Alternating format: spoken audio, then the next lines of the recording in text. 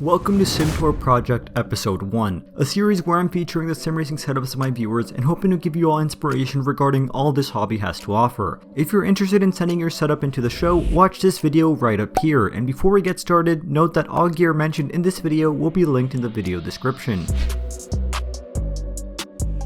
And starting off strong, we have Adam with a very cozy single monitor setup. Adam is a 20-year-old economics, politics and law student in Ireland and is rocking a Fanatec Clubsport V2.5 wheelbase with the BMW M3 GT2 V1 and Formula V2 rims by Fanatec. Down below, he's using the highly praised Fanatec Clubsport V3s, and continuing with the ecosystem, he's got the Fanatec Clubsport shifter with the optional carbon fiber knobs and Clubsport handbrake via 1.5. Adam, congratulations, you have more Fanatec gear than me. Holding everything up, he's rocking the sim racing components SRC Plus cockpit with the Sparko Sprint seat in blue. I've heard lots of good things about that seat, though it is on the pricier side. The monitor of choice for Adam is the HP 27FW, which has a good display and incredibly thin bezels. Holding it up, I think he's got some type of shelf display from IKEA, which from the looks of it serves his purpose well.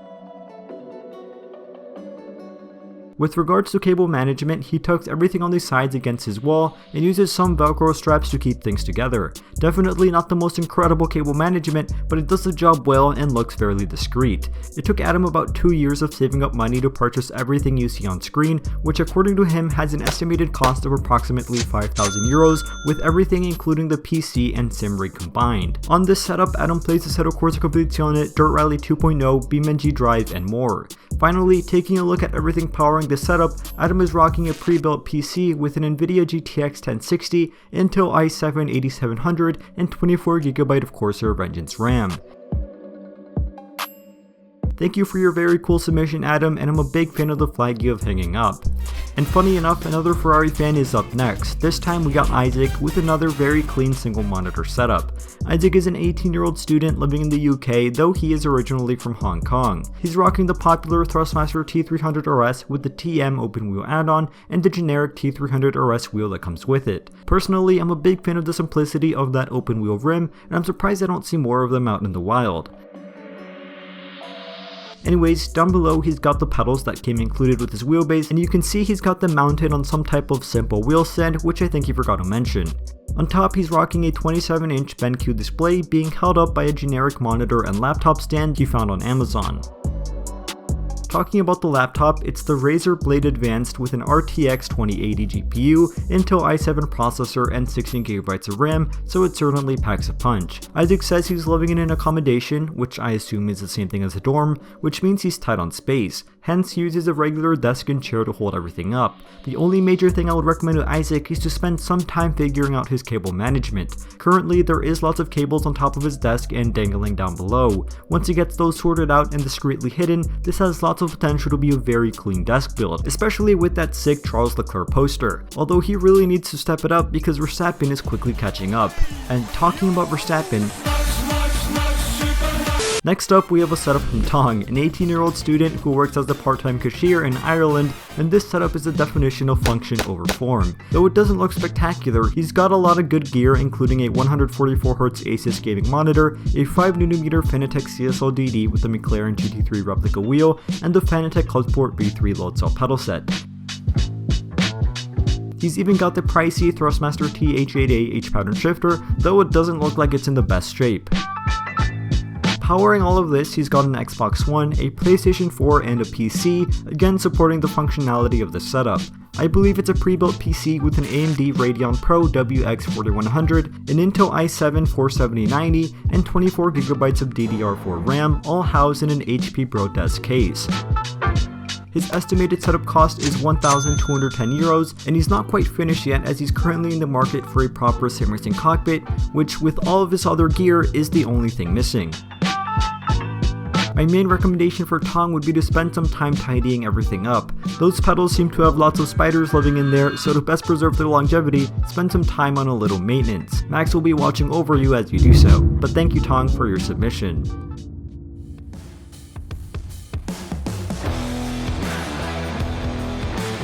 Moving on, we have Luis, with a very nice example of an ultra-wide setup done right.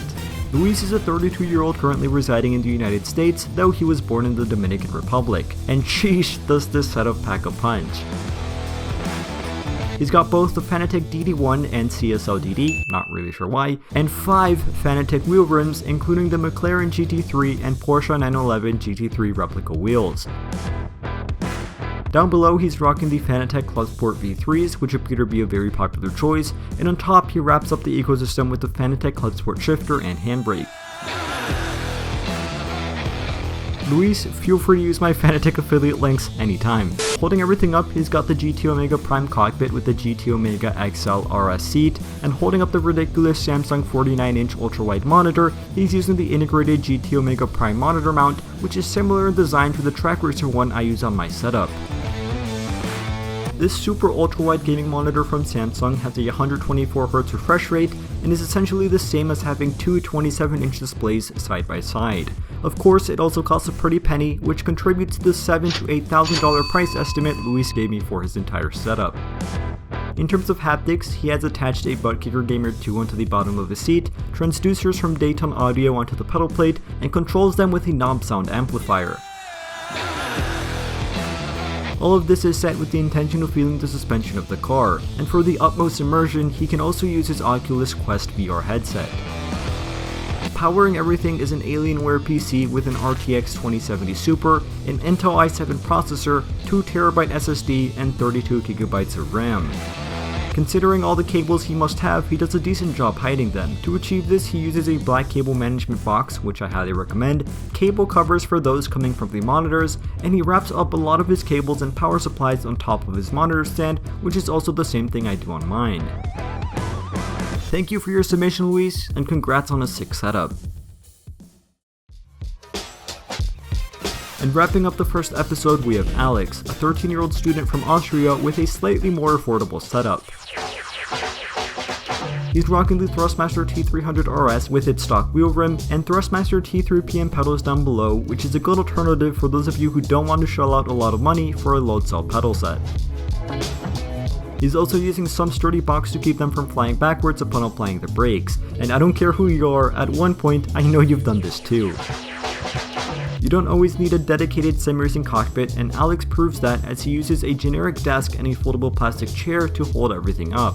I think the biggest drawback in his setup though is his awkward monitor placement, which I can't imagine being too comfortable. It's a generic 21.5-inch Asus monitor, but it's well mounted a little bit too high up there, so if possible, definitely try to bring it down and mount it on some books instead. Powering all of this, Alex is using an AMD Radeon RX 6500 XT, a Ryzen 3 2200G CPU, and 8GB of RAM. But Alex, please, I know you're watching this video, you need to dust it out. Go buy a compressed air duster and watch a tutorial on how to properly clean a PC, and go do that right now, because if you keep using it with these conditions, you're going to cook all your components. So literally, stop watching this video, go do that now, and don't forget to leave a like before you go. Overall though, I like this setup. It's simple and very reminiscent of the one I had when I first started out a few years ago. And just like that, this wraps up episode 1 of SimTour Project. If anything here caught your eye, I'll have all of the products linked in the video description. I've already received lots of submissions, so assuming you have done so properly, I'll get to yours eventually. Thank you to all those who have submitted, and of course, thank you all for watching, stay safe, and have a fantastic rest of your day.